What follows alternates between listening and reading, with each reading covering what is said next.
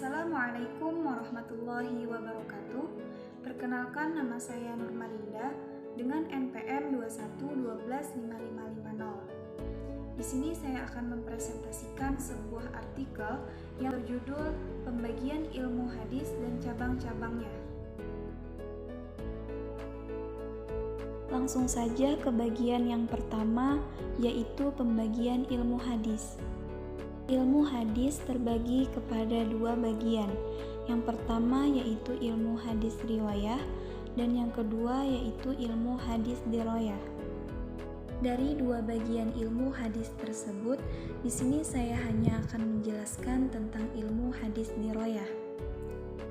Ilmu hadis diroyah biasa juga disebut ilmu mustalah hadis, ilmu usul hadis, ulum al-hadis, dan qawaid at-tahdits. Ibnu Al-Akfani mendefinisikan ilmu ini sebagai ilmu pengetahuan untuk mengetahui hakikat periwayatannya, syarat-syarat, macam-macam, dan hukum-hukum hadis, serta untuk mengetahui keadaan para perawi, baik syarat-syaratnya, macam-macam hadis yang diriwayatkan, dan segala sesuatu yang berkaitan dengannya. Yang kedua yaitu cabang-cabang ilmu hadis. Dari kedua pembagian ilmu hadis tersebut, muncullah cabang-cabang ilmu hadis. Yang pertama yaitu ilmu rijal al-hadis.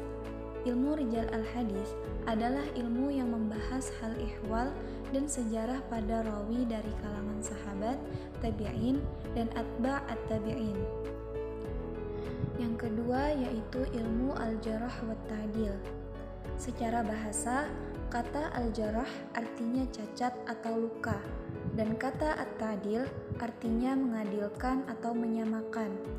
Jadi, kata ilmu al-jarh wa ta'dil adalah ilmu tentang kecacatan dan keadilan seseorang. Yang ketiga yaitu ilmu fannil mubhamat. Ilmu fannil mubhamat yaitu ilmu untuk mengetahui nama-nama orang yang tidak disebutkan dalam matan atau dalam sanad. Yang keempat yaitu ilmu ilal al-hadis. Ilal adalah jama' dari illah yang berarti al-marad, yakni penyakit atau sakit. Illah menurut istilah ahli hadis adalah suatu sebab yang tersembunyi yang dapat mengurangi status kesahihan hadis, padahal zahirnya tidak tampak kecacatan. Ilmu ilal al-hadis adalah ilmu yang menerangkan sebab-sebab tersembunyi dan tidak nyata yang dapat merusakkan hadis. Yang kelima yaitu ilmu gharib al-hadis. Ilmu gharib al-hadis ialah ilmu yang menerangkan makna kalimat yang terdapat dalam matan hadis yang harus diketahui maknanya dan jarang terpakai oleh umum. Yang keenam yaitu ilmu nasikh wal mansukh. Ilmu nasikh wal mansukh adalah ilmu yang membahas hadis-hadis yang saling bertentangan, yang tidak mungkin bisa dikompromikan, dengan cara menentukan sebagiannya sebagai nasikh dan sebagian lainnya sebagai mansukh. Yang terbukti datang terdahulu sebagai mansukh dan yang terbukti datang kemudian sebagai nasikh. Yang ketujuh ialah ilmu talfiq al-hadis. Ilmu talfiq al-hadis yaitu ilmu yang membahas cara mengumpulkan hadis-hadis yang berlawanan lahirnya. Yang kedelapan ialah ilmu tasrif wa at-tahrif.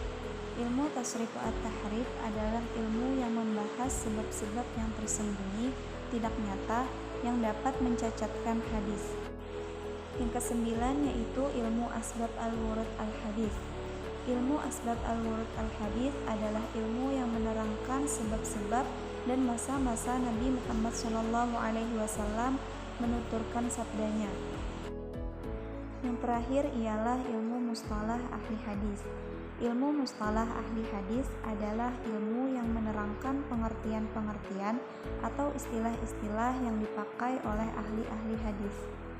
Dari materi yang sudah disampaikan tadi, dapat disimpulkan bahwa ilmu hadis diroyah adalah ilmu yang mempelajari tentang hakikat periwayatan, syarat-syaratnya, macam-macamnya, hukum-hukumnya, keadaan para perawi, syarat-syarat mereka, macam-macam periwayatan, dan hal-hal yang berkaitan dengannya.